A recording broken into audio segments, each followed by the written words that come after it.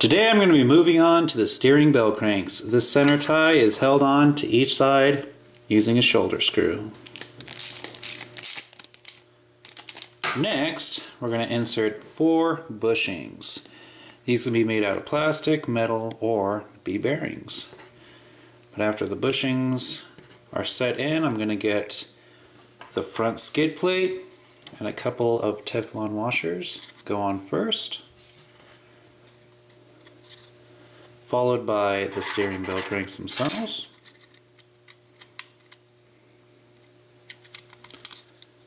Make sure they lie down all the way.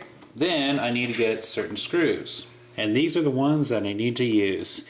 Each one of these gets 2 washers, a metal one followed by a Teflon one, and then that gets inserted at the top, and it's the same for the other side. And I can't screw these down all the way because the steering bell cranks have to remain very loose. Next, I need to go ahead and attach the turnbuckles, and they are held in with a single screw.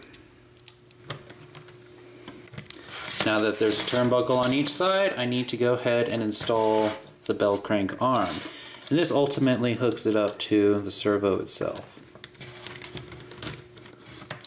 Next, we can go ahead and attach the servo saver. So a screw goes in through the bottom, then the servo saver, and it's held together all with a 3mm nut. Now that that is hooked up, we can now attach this to the front assembly, and it's held together on the bottom with 2 screws.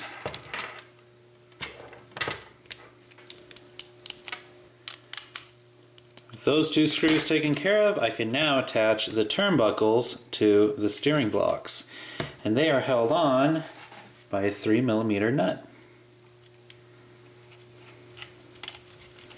And it's the same thing for the other side.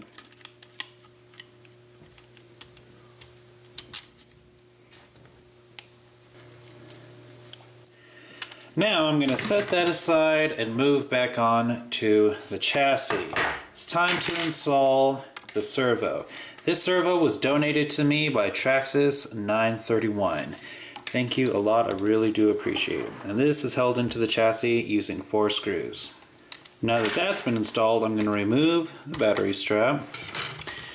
The cable for the servo gets fed through these 2 holes underneath of where the battery is going to go to reach the receiver box.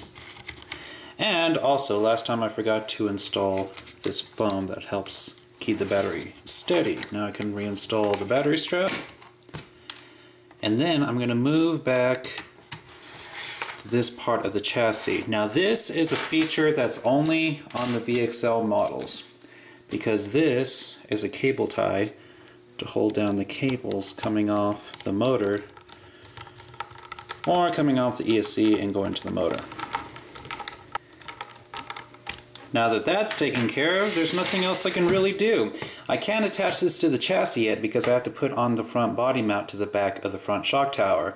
And since I don't have that part yet, well, that's all that I can do for today.